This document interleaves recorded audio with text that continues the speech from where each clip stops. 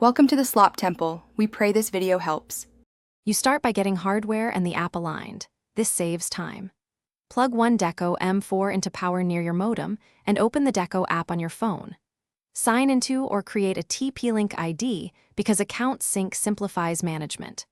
Once done, make sure you know your current router's SSID and password and the internet type like DHCP or PPPoE, the app will ask. This first step puts everything in place to begin configuration without interruptions.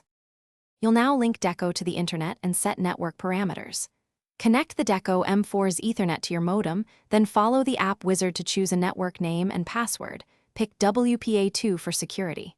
Decide operation mode, router if replacing your router, or access point to extend an existing network. Apply settings, and if the app finds firmware updates, install them. This fixes bugs and improves stability. Once configured, the app confirms connected status and shows the Deco on the map. You finish by expanding coverage and verifying performance.